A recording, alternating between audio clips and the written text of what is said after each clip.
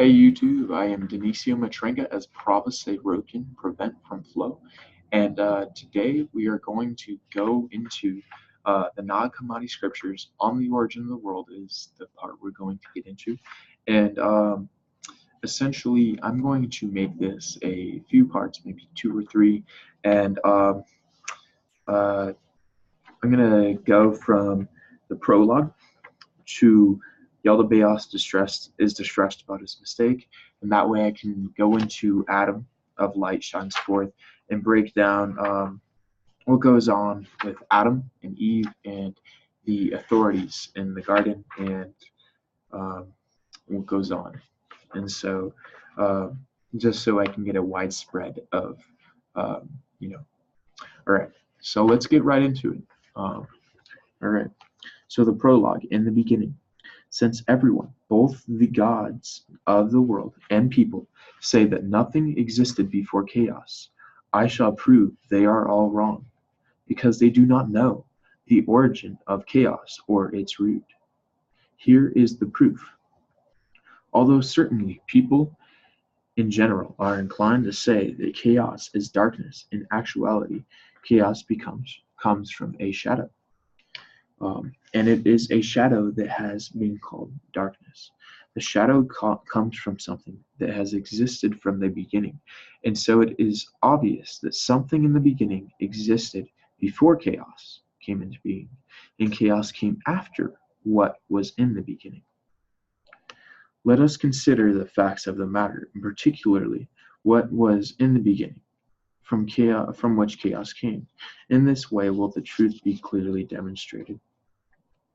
After the world of the immortals was brought to completion out of the infinite, a being with this likeness, called Sophia, flowed from Pisces, which is forethought. This being expressed, uh, this this being expressed, its wish that it come to resemble the first light, and at once its wish appeared as a heavenly likeness with an incomprehensible greatness. This being came to be between the immortals and what came after them, like what is above. And Sophia served as a veil separating humanity from the things above. The aeon of truth has no shadow within it, because infinite light, shines everywhere within it. There is a shadow, however, outside it, and the shadow has been called darkness. From the shadow appeared a power set over the darkness, and the powers that came afterward called the shadow limitless chaos. From it, every sort of deity emerged, one after another, along with the whole world. So the shadow came after something that existed in the beginning, and then it became visible. And the abyss also came from Pisces, forethought, whom we have mentioned. Um, Let me back up just a bit.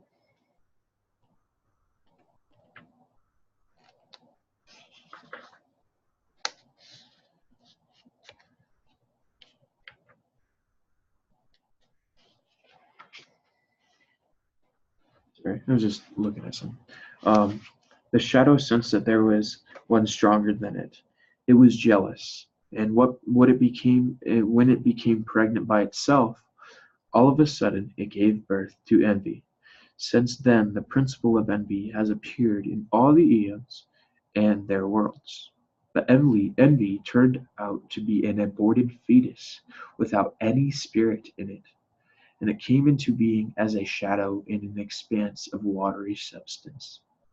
Bitter wrath came into being from the shadow and was cast into a region of chaos. Since that day, watery substance has been viable. What lurked in the shadow flowed out and appeared in chaos, just as all the afterbirth of a woman who gives birth to a baby flows out. So also the matter that came into being from the shadow was cast out. Matter did not come out of chaos; it was in chaos, in a region of chaos. The appearance of Yaldabaoth. After these things happened, Pisces came and appeared over over chaotic matter, which had been expelled like an aborted fetus, without any spirit in it. For chaos is all limitless darkness and unfathomable water. When Pisces saw what came into being from her deficiency, she was disturbed. She was disturbed. Um, and her disturbance appeared as something frightful, and it fled to her in chaos. She turned to it and blew into its face in the abyss below all of the heavens.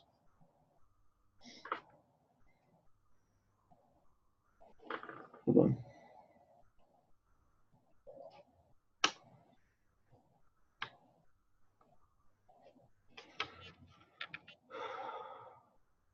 When Pisces Sophia wanted to cause this thing with no spirit to be made into a likeness of the divine, a ruler over matter and all its powers, for the first time an archon appeared out of the waters, lion-like in appearance, androgynous, with great authority in itself, but ignorant of where he came from.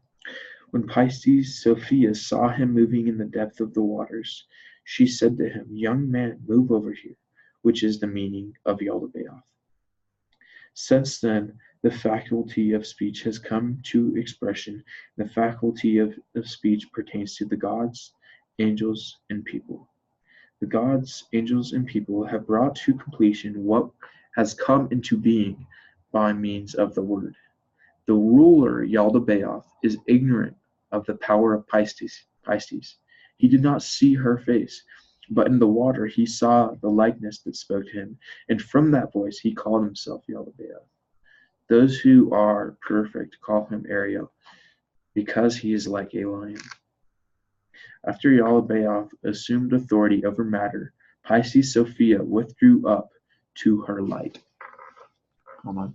I'm going to pause it real quick. I'm not big on that, but there is, I just need to be right back. Sorry about that. I was looking for a file and I could not find it. So it popped up because I had a last video going, and then when it processed, a file thing popped up, and I think I exited out of the window, so I don't know where it went, but I will find out afterwards. So continuing.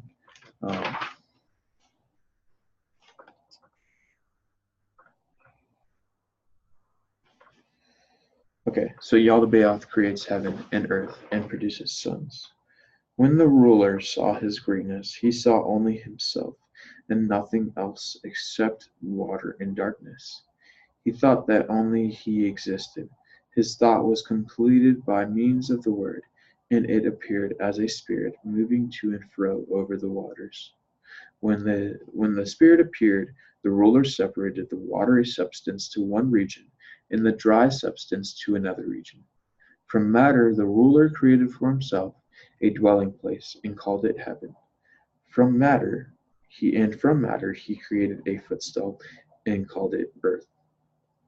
After this, the ruler had a thought in accordance with his nature, and he created an androgynous being by means of the word.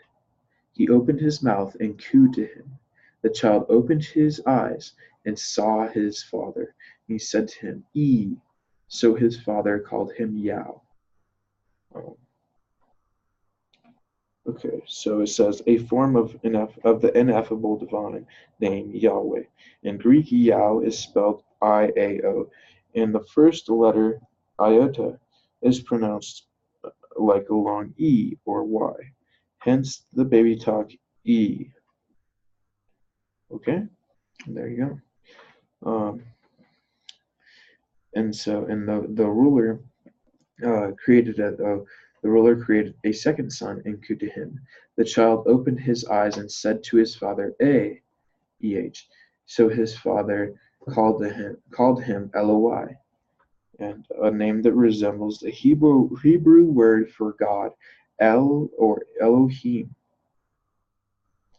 The ruler created a third son and cooed to him. The child opened his eyes and said to his father, Az. So his father called him Astaphaeus. These are the three sons of their father, the seven heavens of chaos. Seven androgynous beings appeared in chaos. They have masculine names and feminine names. Yaldabaoth's feminine name is Forethought, Sambathus.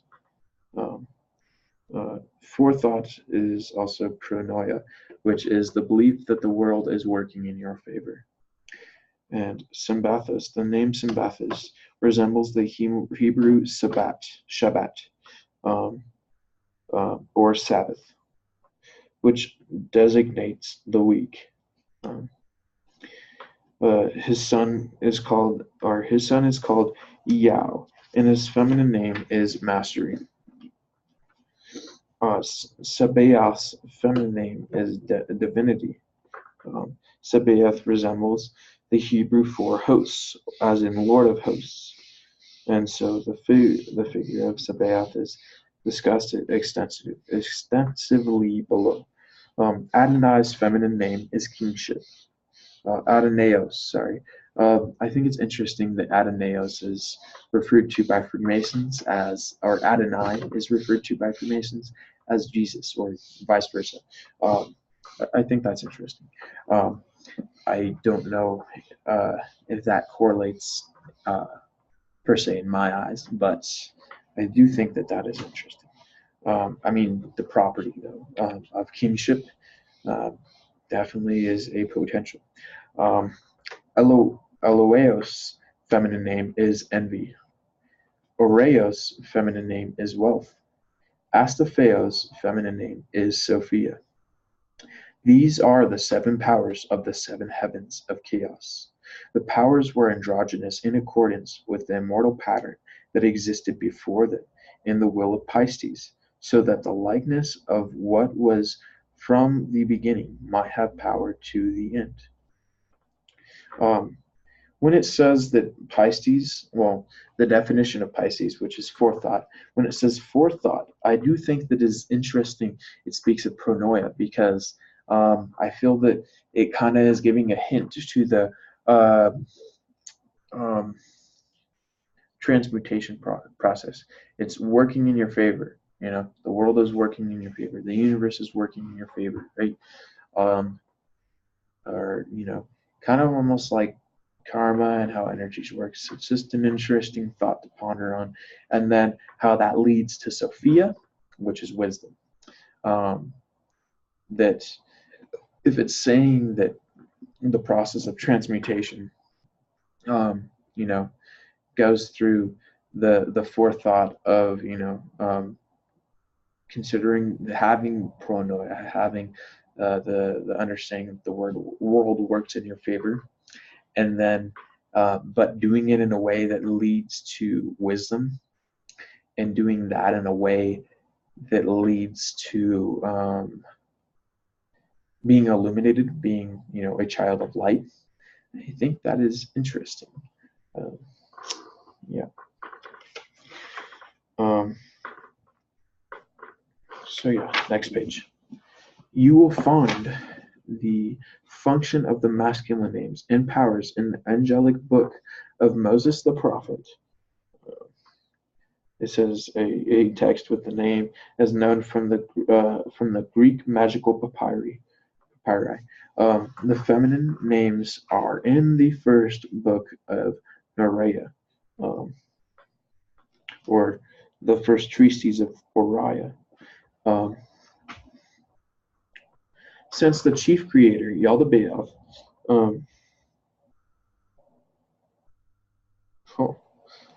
it says instead of chief creator, it says the text reads archigenitor.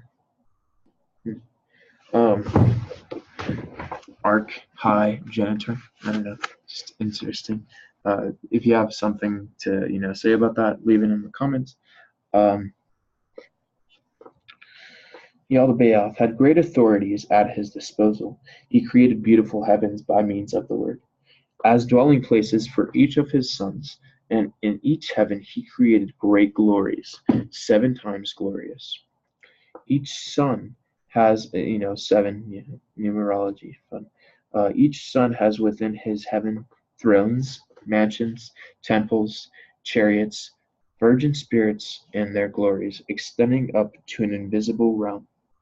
The meaning of this phrase is uncertain, and the words may have been copied in error. Um, Extending up to an invisible realm. I think that's interesting if you think about CERN and them trying to find an extra dimension from this physical existence. Yeah, and extending up to an invisible realm. Yeah, so using that as one of their ways with AI and all this fun jazz to make the Tower of Babel the material tower or the material ladder stair step to heaven, um, is a stair step to that invisible realm. That is interesting. As well as armies of divine, lordly, angelic, and archangelic powers, myriads without number, so that they might serve. You will find a precise amount of this in the first discourse of Uriah. Everything was completed in this way. Um, uh, Completed from this heaven, which is what it says at the bottom, um, up to the sixth heaven, the heaven of Sophia. This heaven and earth were disrupted by the troublemaker who was beneath them all. The sixth heaven shook, and the powers of chaos did not know who had disturbed the heaven beneath them. Which, when Pisces found out about the harm caused by the troublemaker, she blew her breath, and she bound him and cast him down to Tartarus. Um, since then, heaven and earth have established themselves through Sophia, who is the daughter of Yaldabaoth, and is beneath them all. Yaldabaoth boasts that he is a god, or he is God. After the heavens, their powers and the entire government were established. The chief creator exalted himself, and he was glorified by the whole army of angels. All the gods and their angels praised and glorified him. He was delighted. He boasted over and over again and said to them, I don't need anything. He said, I am God, and there is no other but me. Um, when he said this, he sinned against all the immortals who speak forth. Um, okay. And they watched him carefully. Sorry if I keep on, looking down. Uh, I keep on like pausing and whatnot, and I'll look down. Uh, it's just that it has a reference to the bottom. I don't know if that's what people want and if it's important to them, but it is interesting to ponder some of the things. Um, Sorry. Okay, so and they watched him carefully. When Pisces saw the impiety of the supreme ruler, she became angry. Without being seen, she said, You are wrong, Samael, which means blind god. An enlightened, immortal human exists before you and will appear within the forms you have shaped. The humans will trample as upon you as potter's clay is trampled, and you will descend from with those who are yours to their mother the abyss, to your mother the abyss. And when your work comes to an end, all the deficiency has up, that appeared from truth will be dissolved. You will cease to be, and it will be like what never was. After Pisces said this, she revealed the likeness of her greatness in the waters, and then she withdrew up to her light. Sabaoth praises Pisces. When Sabaoth, son of Yaldabaoth, heard the voice of Pisces, he sang songs of praise to her, but he condemned his father and mother on account of the word of Pisces. She glorified her because she told them about the immortal human and the light of the human. Pisces Sophia pointed her finger and poured over him light from her light, as condemnation of his father. When Sabaoth was enlightened, he received great authority over all the powers of chaos, and since then he has been called Lord of the powers, or the Lord of hosts, Yahweh, Sabaoth. Um, he hated his father, who is darkness, and his mother, who is the abyss. So I mean, just putting two and two together, we know that Anu is Yahweh, so Sabaoth is Anu, and that is interesting. Um, it's kind of confusing though if you think about it, because then Yah. Actually, no, never mind. I was going to say, then Yaldabaoth would be. I was thinking Yaldabaoth was Enki or Lucifer, which that wouldn't make sense. So this adds up right. Um, um,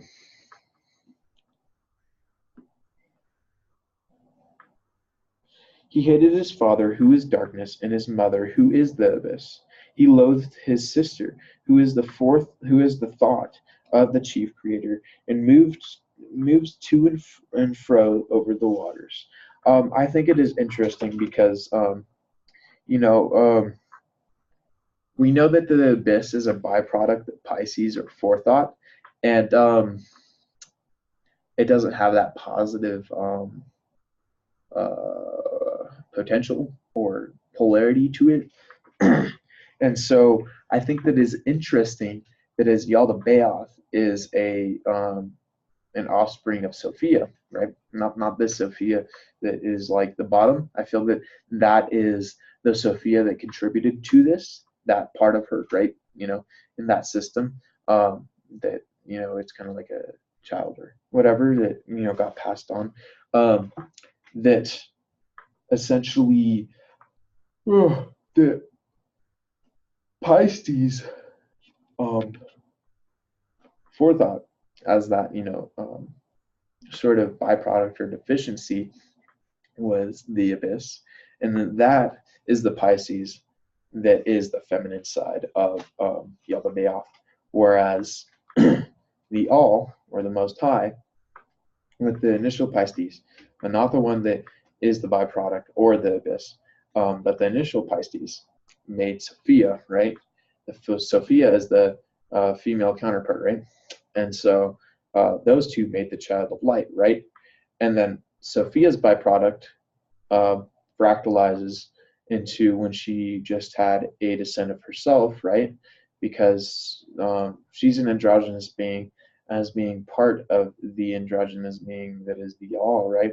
The feminine part that the part that contributed to that creation, right? The child was ego, right? And all this individuality and non-consentism and fun jazz. Not saying that not going with the consent is a bad thing, but with when you're the female counterpart of this male dude, and you have a child by yourself. I mean, the male's going to be, you know, the male's going to want some consent in that. Otherwise, he's going to be like, "Who's the father?" You know what I mean? Um, yeah.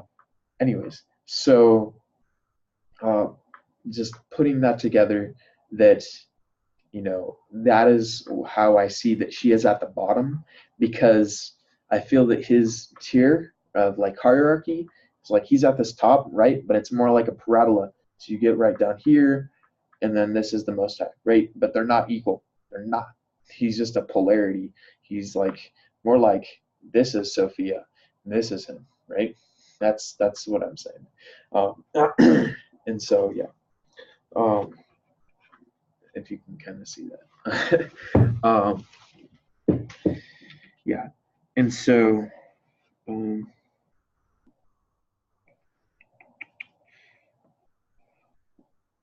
okay, I'm just going to start from where I think I left off.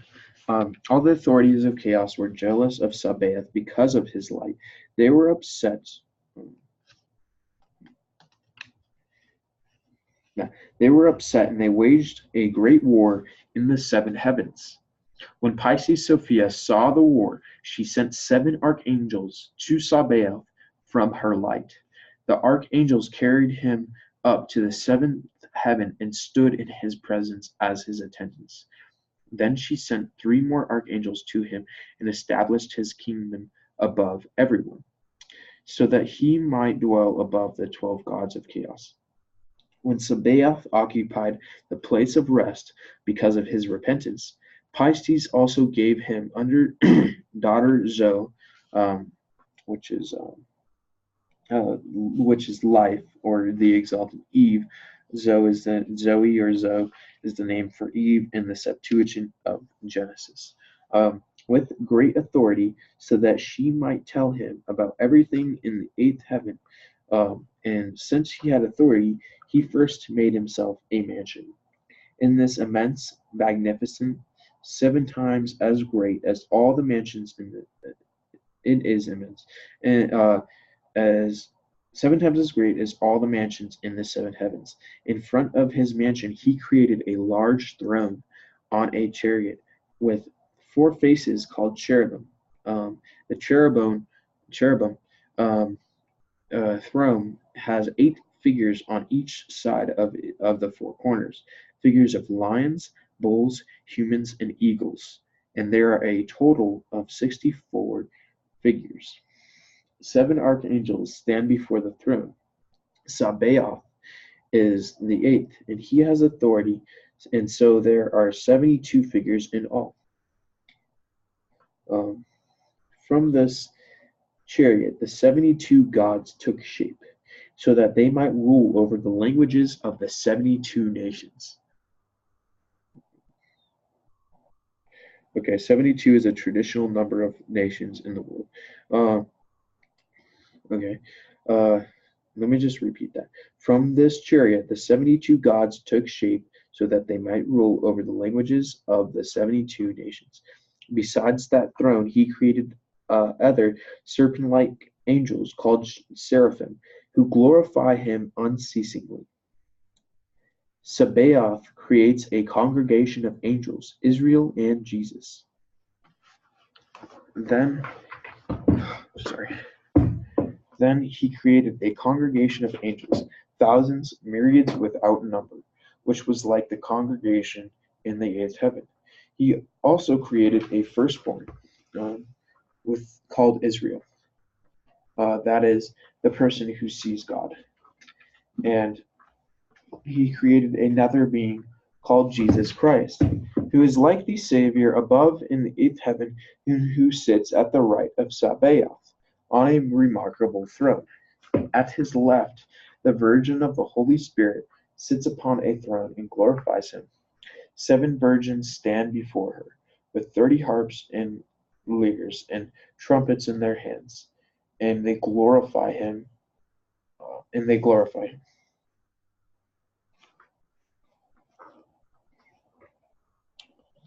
Okay, it says possibly a man to read, while 30 others with lyres and harps and trumpets in their hands glorify him. Okay, whatever. I think that I might just stop. Some of them have like interesting things, but it's kind of like, unless you guys don't mind. All the armies of angels glorify and praise him. Sabaoth sits on a throne covered by a great light cloud. No one with him in the cloud was with him in the cloud except Sophia, daughter of Pisces, and she taught him about all the things in the 8th heaven, so that what resembles these things might be created, and his reign might last until the end of the heavens of chaos and their powers. Pisces Sophia moved away from the darkness and summoned him to her, and to her right, and she put the chief creator at her left. Since then, she has been called justice, and since then, right has been called justice, and left has been called injustice. They all received a realm in the congregation of justice, and injustice is set over all their creations. Yaldabaoth produces death.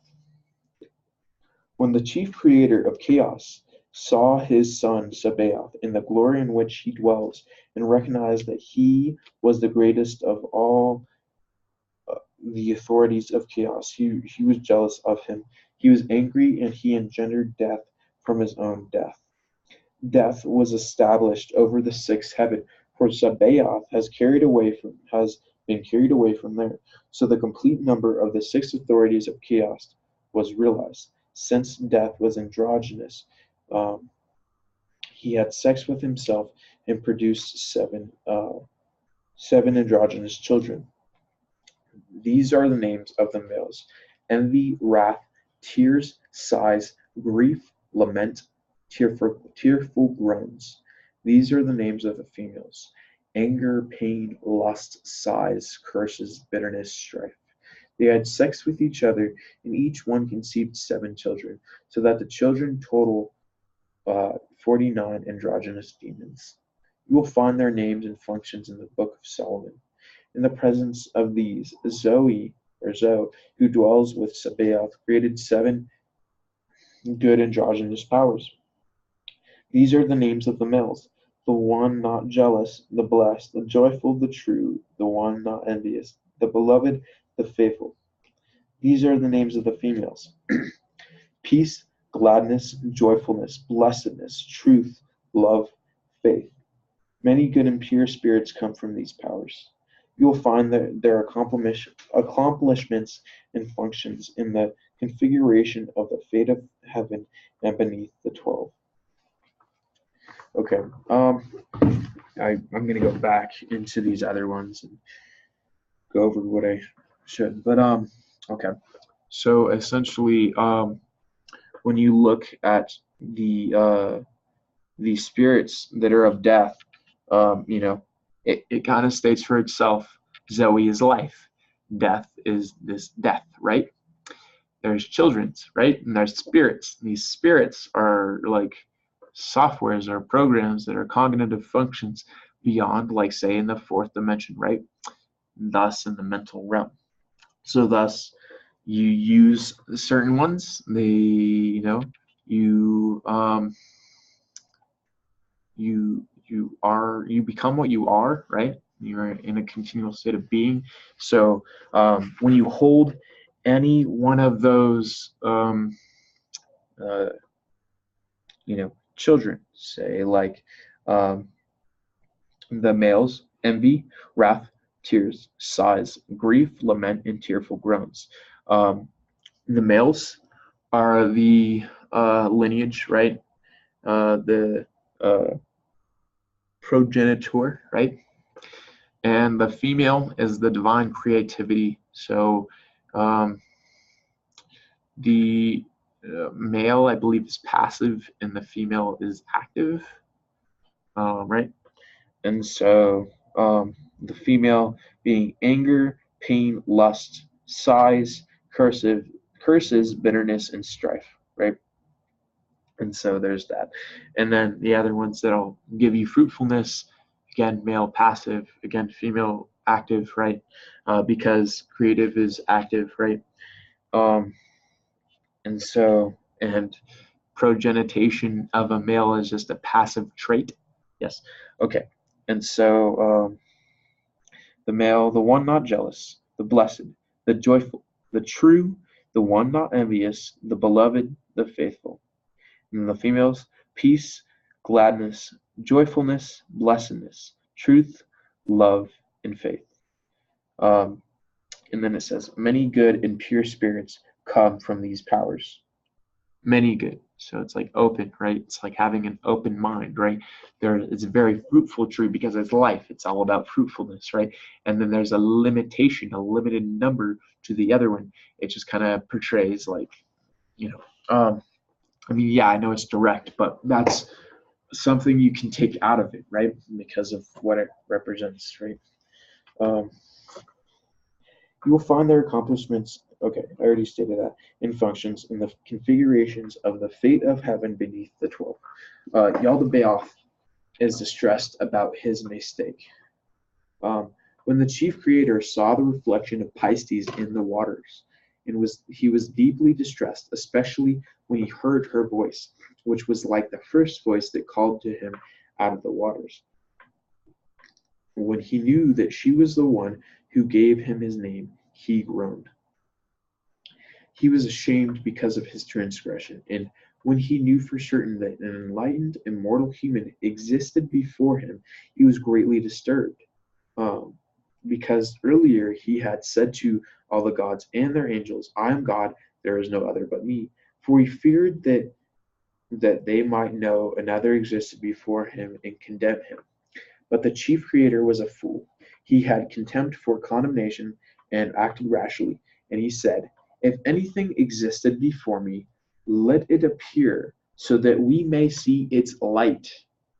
Right? So he asked, right?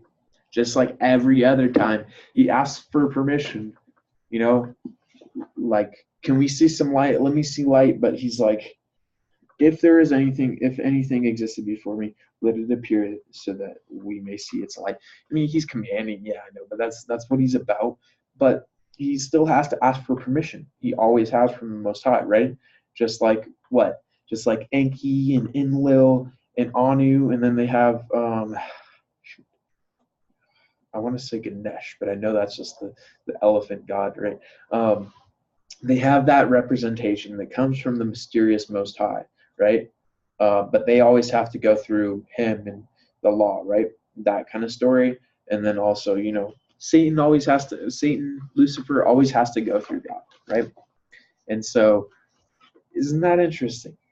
So, the Most High, let the light be seen. He simply just asked in his way of asking, right? Yeah, that's the way to go about it. For the light to be shown. That's all it came down to. And it's like, what does that relate to? Right? Who do you think is the God of the Old Testament? It ain't the Most High. It's pretty high on his own kite, right? All right. And at once, look, light shone out of the eighth heaven above, and it passed through all the heavens of the earth. Look at that. All right. So as we see, he claimed for there to be light and all that fun jazz. It was permitted. And so how I see like this whole Sabaoth figure is like this. So, he creates a congregation of angels, Israel, and Jesus, right? And so, okay, so if you know that Israel like correlates to that, but spiritually and whatnot, like the town is like a fractal to the pyramid, is a fractal to the world, and all that fun jazz that that essentially, like Angel or Israel is the person who sees God, right? That the Israelites, right? The Israelites, right? The people that see God, right? For those with the eyes to see and the ears to hear, right? And then you see like, Jesus Christ, right? That I feel that kind of alignment is like, I feel like Sabaoth is on it, honestly. And that, I wouldn't doubt that Enki and Enlil are a progenitor of him. But what I mean by that is, think of it like this. Sabaoth is like that kind of like that masculine part that like is like a passive, right? That is somewhat pure, but it came from that. He had a transmutation. He went from that nothingness state that it was equivalent because of his understanding, and just even though he did not like completely know, he just like understood like what was going on, because like, hey, I'm a jealous God, there's no other God but me, who are you going to be jealous of, that kind of thing. That he knew that like it was almost like any slight thing, he was the one to transmute to the highest potential he could, that kind of thing. And then like his progenitor, if it is Enki and Enlil, right, say Enlil, right, you go with that. Enlil is the pure kind of like, like he just wants to kill everybody because they're thinking of sex, right? And then it's close to Yaldabaoth almost, but then you see Enki, Enki, and he's like analogous to Yaldabaoth, right? But except he has more of that love or compassion, I guess you can say that, but it's more represented as multiple personality disorder, as schizophrenia, as sanity, some crazy stuff, right? And so, not saying anything offensive, and not saying that schizophrenia is insane. I'm just saying that that's what it represents of him, and that essentially that he has more of that love factor, more so. And so it's kind of like they kind of say about like God incarnating, like the Most High incarnating, that his son is his son, but it's also him too, and that they like each one of their male is either the son or the father, and so the son has the father and the father has the son, that kind of thing. I could see the same thing for this, like Yaldabaoth, Sabaoth, and then Enki, Sabaoth, Enki, Sabaoth, Enki, Sabaoth, Enki, Yaldabaoth. Same thing, right? Right? And so I feel like in this whole like Israelite line kind of leads back to Shem, right? Doesn't it? Because if you think about it, that split off, right? That split off from the male lineage, right? That it made this whole kind of verge, one holding Enki, one holding Sabaoth, right? And that Christ comes out of that Sabaoth lineage. And so it's an interesting thing, definitely is. But I wouldn't say that the Christ consciousness only comes out of that, because it's consciousness, right? It's just a structure, right? You just put it together, hold it together, right? So anyone can do it. If one person can, any of them can, all of them can, right? You just need to have that one. So we already have that one. And so if we've had that one, anyone can become as great as that one, and those after him are stated to be greater than him, and that isn't a good thing. That is like progress. That is, it's to say it isn't. It's just like it's equivalent to what he was going against when he was like you don't know my God, like the God you think you're worshiping is Satan. When he said that to the Jews, right? It's exactly that. It's like those who were able to accept him, right? And it was considered a heresy. But then anything that he said, if you say it for yourself, is a heresy. That's ridiculous, because it's like you're not. People should understand what a heresy is, and I feel like you should do that research. It's not that hard. But essentially, it's a matter of disrespecting God or claiming yourself as the Most High. It's not claiming yourself as a God. It's already calls you a God. Like, not saying you're the Most High, right? You're equivalent to these angels, and you're equivalent to Yaldabaoth. You're more than Yaldabaoth. We already know that, but it's just a thing to state that it's saying like all these things, but still staying in line with that highest potential. It's like saying it's pretty much going against your own faith, and that's the problem, is that Christianity got impregnated by Catholicism, which is paganism, which is Hellenism, and freaking Satanism. And I respect all faiths, but that is the thing. And so again, do your own research. I highly recommend getting the Nag Hammadi Scriptures. Again, highly recommend doing your own research. Look into the Gnostic Christians, and it was just a book. It was just a history lesson. It was a bunch of things. It was just their moral understanding, not necessarily the Old Testament, even though they used the Old Testament to go on. Like before the Old Testament they used, before the New Testament came around, even the ones that were prophets and whatnot, and like people that were of like divine stature and whatnot, they still used the Old Testament, even though they knew the right structure, right? Just people need to get into concordance with that, and then kind of get into that and build off of your own understanding. I might be rambling on.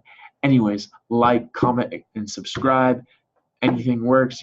Progress is progress. So let me know what I can improve, whatever. I always, like seeing your comments. So I appreciate it, and have a good one. Peace out, you.